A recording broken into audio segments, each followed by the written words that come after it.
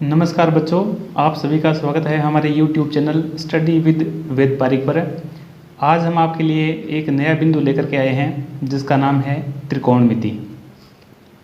यह सभी कक्षाओं के लिए उपयोगी है, चाहे वो कक्षा 9, कक्षा 10 या उच्च कक्षाएँ और चाहे वो कंपटीशन पेपर्स क्यों ना हो, सभी के लिए बहुत महत्वपूर्ण बिंदु है।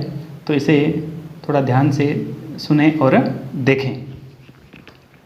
तो सबसे पहले हम बात करते हैं त्रिकोणमिति पर। त्रिकोणमिति का अर्थ क्या है, सबसे पहले अपने ये जान लेते हैं। तो देखो बच्चों, त्रिकोणमिति जो है वो 3 शब्दों से मिलकर के बनी है, ट्राइगोनोमेट्रिक। ये तीनों शब्द ग्रीक भाषा से लिए गए हैं, जिनका अर्थ है, पहले अपने इन तीनों का अर्थ जान लें। ट्राई का मतलब होता है 3।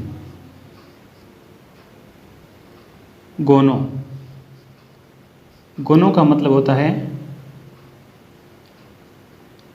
भुजा। और तीसरा शब्द है मैट्रिक, जो ग्रीक भाषा के मैट्रोन से बना हुआ है, जिसका मतलब है माप। अर्थात ट्राइगोनोमेट्रिक का अर्थ हुआ 3 भुजाओं का माप। तो ये है त्रिकोणमिति का अर्थ।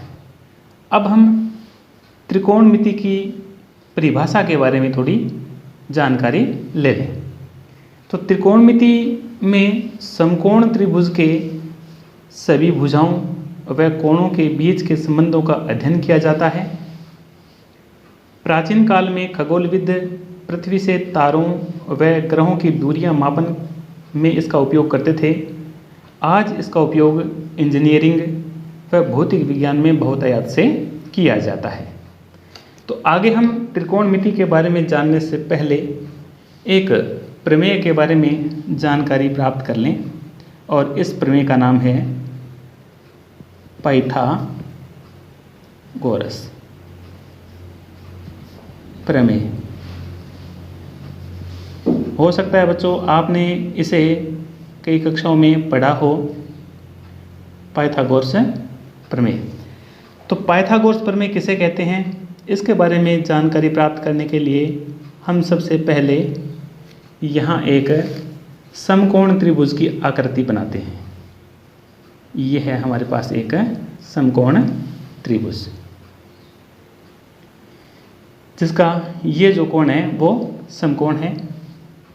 इसे हम A, B व C से नामांकित करते हैं।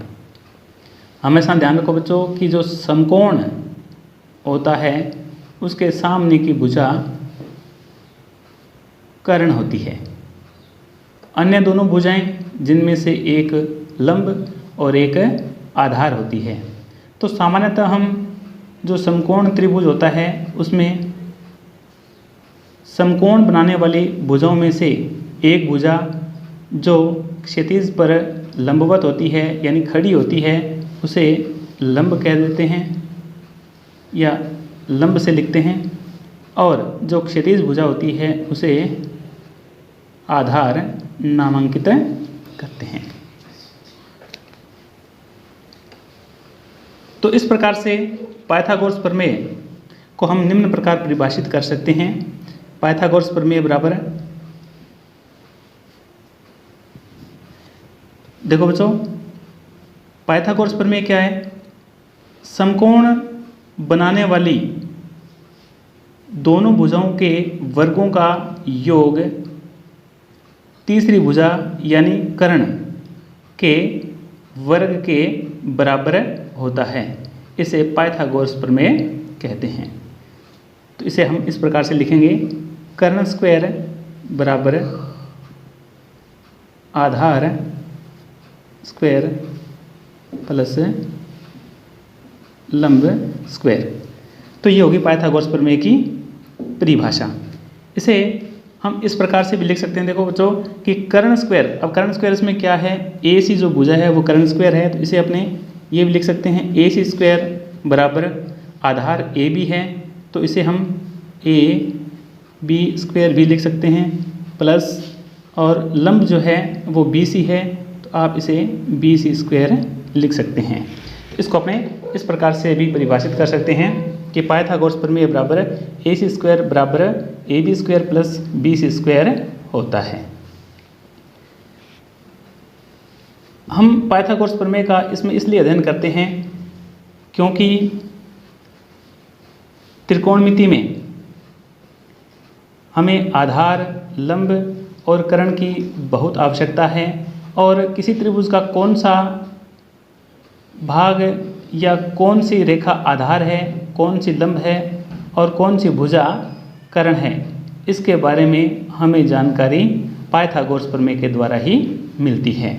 अतः इसमें हमें सबसे पहले पाइथागोरस के बारे में जानना अति आवश्यक है।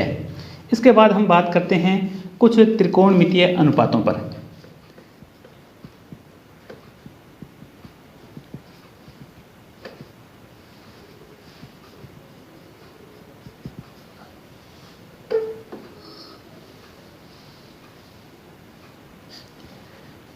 आओ बच्चों, पहले हम त्रिकोणमिति के अनुपातों को यहाँ लिख लेते हैं। त्रिकोणमिति में 6 अनुपात होते हैं। पहला है साइन थीटा, दूसरा है कोस थीटा, तीसरा है टेन थीटा, इसके बाद चौथा है कोट थीटा, पांचवा है सेक थीटा और छठा है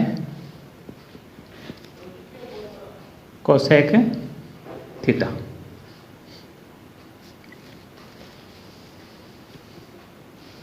साइन थीटा, कोस थीटा, यानी सभी के सामने थीटा लगा हुआ है। तो थीटा का मतलब क्या है? थीटा भी बच्चों एक ग्रीक भाषा का शब्द है जिसका अर्थ है कोण। तो थीटा का यहाँ पर कोण अर्थ जो है वो कोण से है। अब अपने इनके त्रिकोणमितीय अनुपात, किसी दिए गए त्रिभुज के त्रिकोणमितीय अनुपात हम किस प्रकार से लिखेंगे, इन सभी के लिए हम एक यहाँ पर छोटी सी ट्रिक का उपयोग करते हैं। ध्यान से देखना बच्चों ट्रिक को। ये है एक छोटी सी ट्रिक।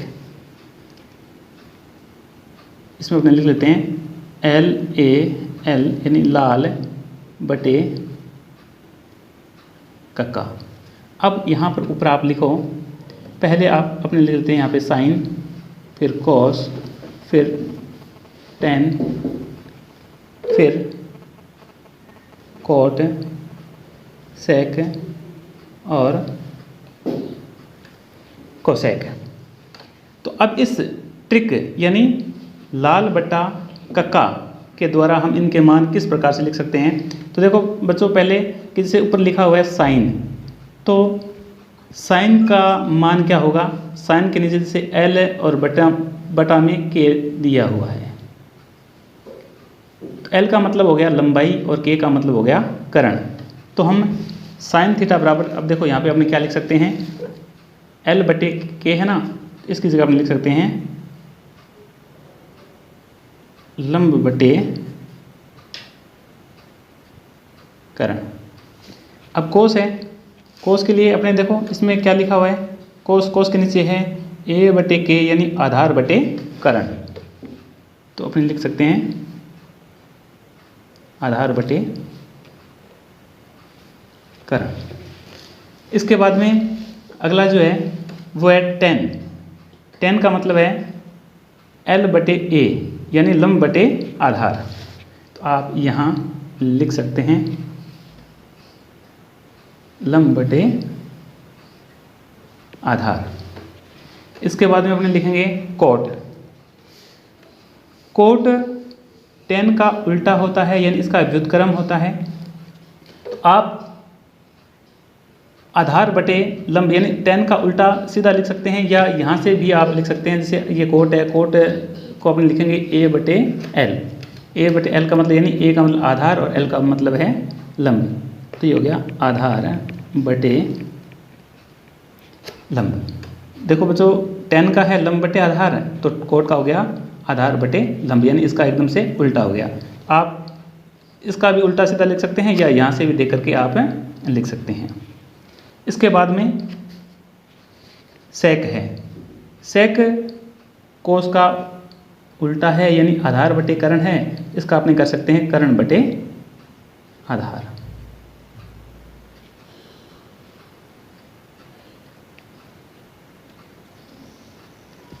करण बटे आधार हो गया। अब इसके बाद में कोसेक है। कोसेक हो गया कर्ण बटे लंब बराबर कर्ण बटे लंब। तो बच्चों, इस प्रकार से हम सभी जो त्रिकोणमितीय अनुपात हैं उनके मान इस ट्रिक यानी एक छोटी सी जो सूत्र है उसके द्वारा हम लिख सकते हैं। इस ट्रिक को आप याद कर सकते हैं बढ़िया तरीके से, इसको याद करके, और बाद में सभी प्रकार के जो मान हैं वो हम इसमें इनके लिख सकते हैं। तो आज का ये जो बिंदु है इस पर किस प्रकार के प्रश्न बन सकते हैं और उसको अपने किस प्रकार से हल कर सकते हैं उसके बारे में थोड़ी चर्चा कर लेते हैं, इस पर बनने वाले कुछ प्रश्नों के बारे में। तो बच्चों, इसके बारे में ये निम्न प्रकार के प्रश्न बन सकते हैं जिसे हम किस प्रकार से हल करेंगे। जैसे प्रश्न ऑलरेडी मैंने लिख लिए हैं। जैसे दिए गए समकोण त्रिभुज में कोण A बराबर थीटा है, तो इसके सभी त्रिकोणमितीय अनुपात लिखें, ये प्रश्न है। तो अब दिया गया चित्र ये है। इसमें जैसे ये समकोण त्रिभुज दिया हुआ है A, B और C। इसमें कोण B जो है वो समकोण है और इसमें दिया हुआ है कि कोण A बराबर थीटा है, तो कोण A बराबर थीटा यानी ये कोण थीटा है। तो इसके हमें सभी त्रिकोणमितीय अनुपात लिखने हैं। त्रिकोणमितीय अनुपात का मतलब है यानी कि sine theta, cos theta, tan theta, cot theta और जो है ये सेक थीटा और कोसेक थीटा, इन सभी के मान लिखने। तो हम इस प्रकार इनके जो मान है वो किस प्रकार से लिख सकते हैं। तो बच्चों, हमेशा ध्यान रखें कि जो थीटा कोण होता है उसके सामने की भुजा लंब होती है और जो समकोण होता है उसके सामने की भुजा कर्ण होती है। और थीटा कोण और समकोण जिस भुजा पर बने हुए हैं वो हमेशा आधार होती है। तो इस प्रकार से अब हम इनके सारे जो त्रिकोणमितीय मान हैं वो लिख सकते हैं। तो देखो, साइन थीटा बराबर बच्चों हमने पीछे अभी लाल बटा काका जो ट्रिक का उपयोग करके और जो साइन का मान लिखा था वो क्या था कि साइन बराबर होता है लंब बटे कर्ण, यानी इसका होता है लंब बटे कर्ण। तो अब इस चित्र के अनुसार देखो कि लंब क्या है और कर्ण क्या है। लंब है BC भुजा और कर्ण है AC। तो साइन थीटा का मान हो गया BC बटे AC। अब कोस थीटा का मान, अब कोस थीटा बराबर क्या होता है? कोस थीटा बराबर होता है आधार बटे कर्ण। तो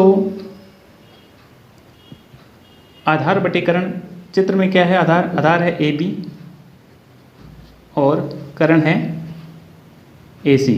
तो अब ये कोस थीटा का मान हम इस प्रकार से ज्ञात कर सकते हैं। इसके बाद में टेन थीटा का मान जो है होता है लंब बटे आधार। पहले बच्चों हम इनके जो मान हैं वो थोड़ा सा लिख लेते हैं।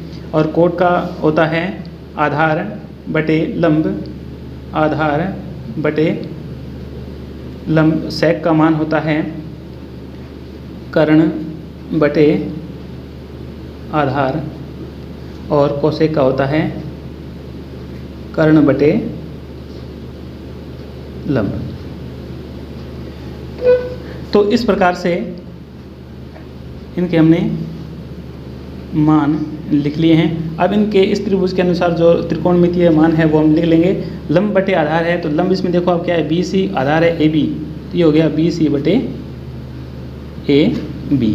अब कोट का मान है आधार बटे लंब, तो आधार हो गया AB और लंब है BC।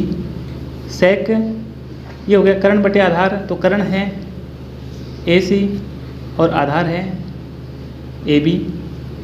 कोसेक कर्ण है इसका AC और लंब है BC। तो बच्चों इस प्रकार से हम किसी भी त्रिभुज के सारे जो त्रिकोणमितीय अनुपात है उन्हें लिख सकते हैं।